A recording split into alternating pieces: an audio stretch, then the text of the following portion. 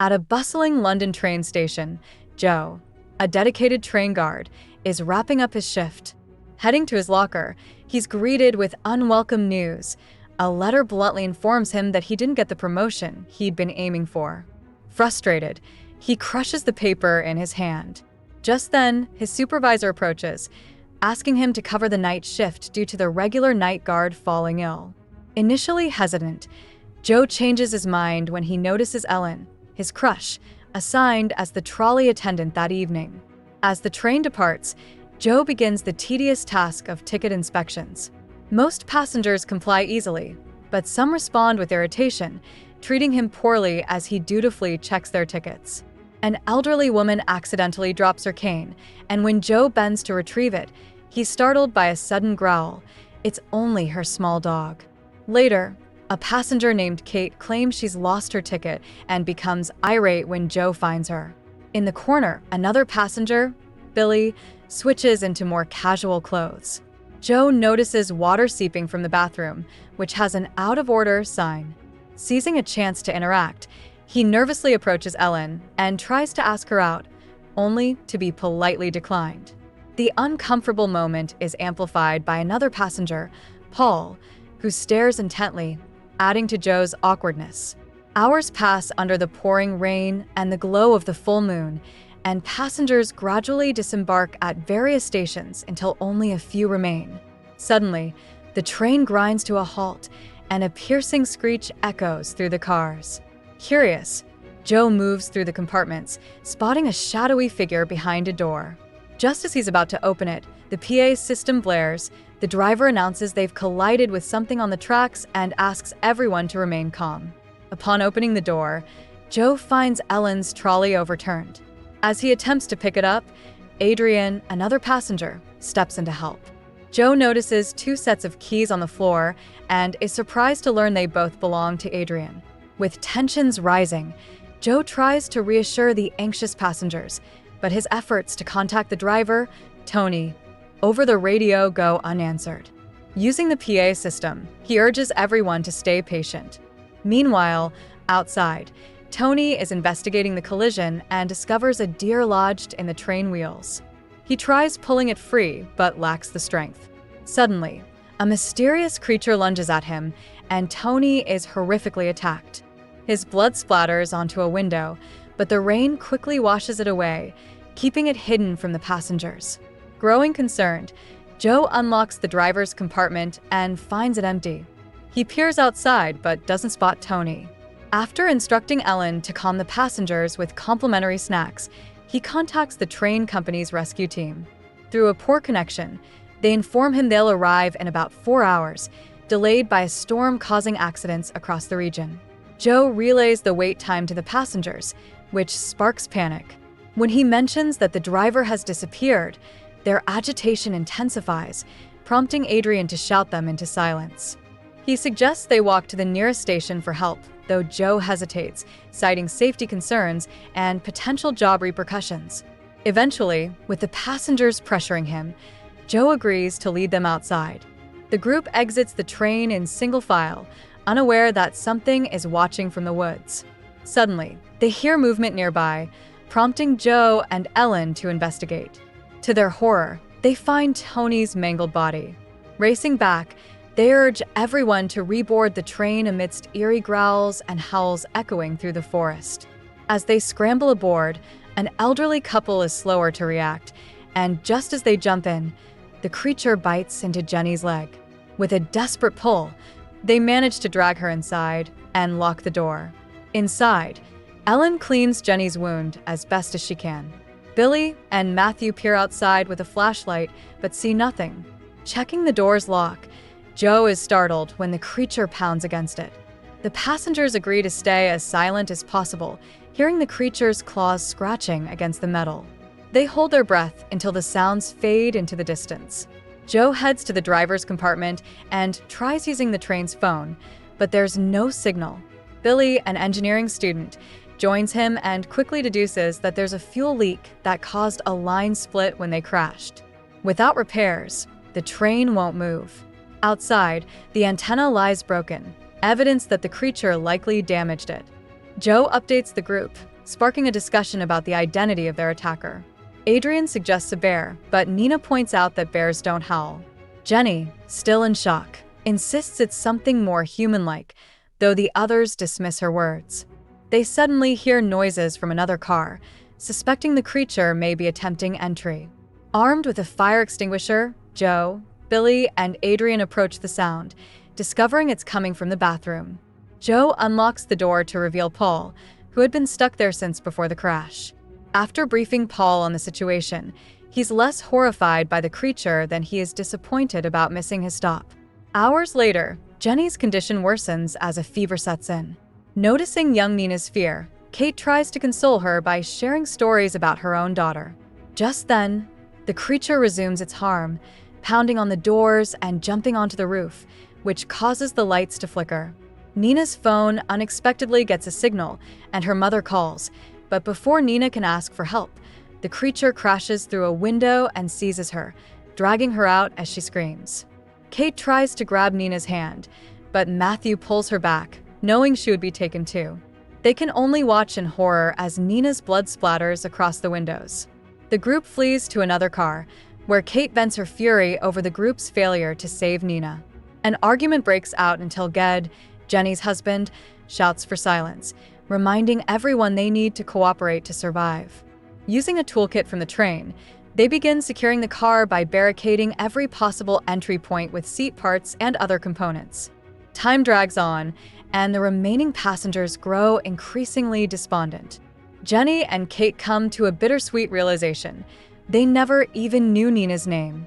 Jenny, wistfully, admits that she longed to have children but never had the chance.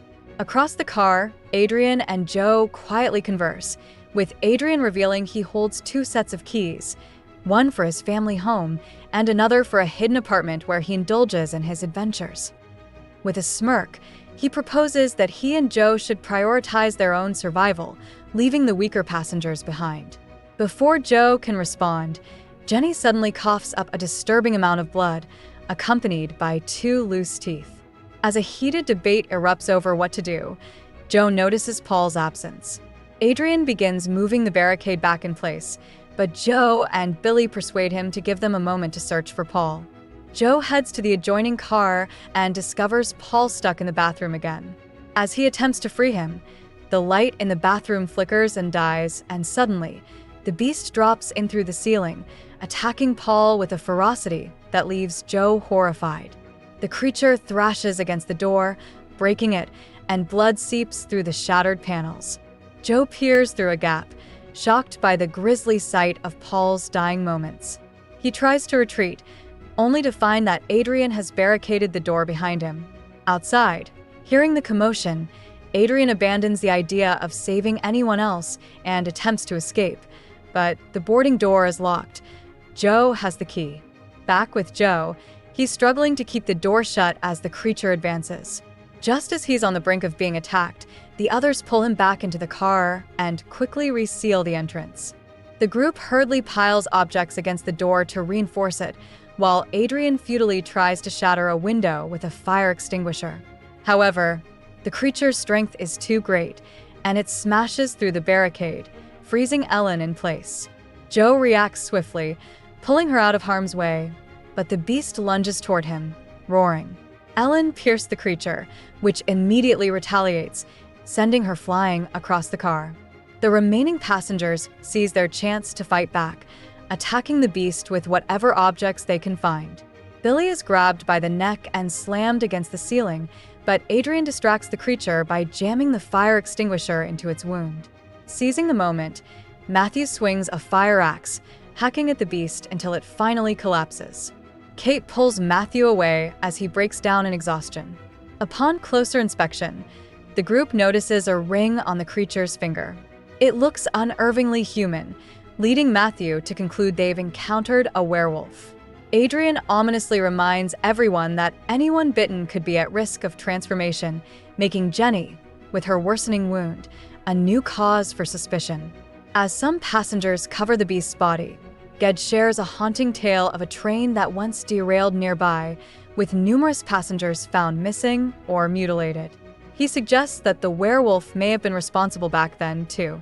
Suddenly, the creature springs back to life, letting out a blood-curdling howl.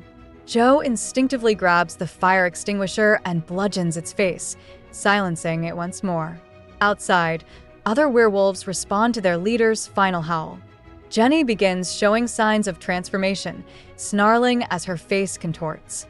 Adrian insists they should deal with her before she turns fully, but Ged stands protectively by his wife, and the other passengers hold Adrian back.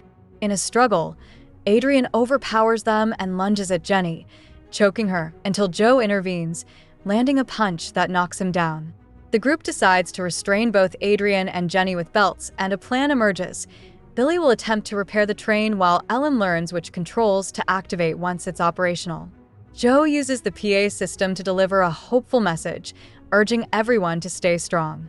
Outside, Matthew and Billy locate the fuel leak, with Billy crawling under the train to fix it while Matthew stands guard. Meanwhile, Kate reveals a past fling with Adrian, though Adrian shrugs it off. Back in the car, Jenny's breathing grows more labored, and Adrian insists they act soon. Matthew hears a noise in the forest and leaves to investigate, abandoning Billy in darkness.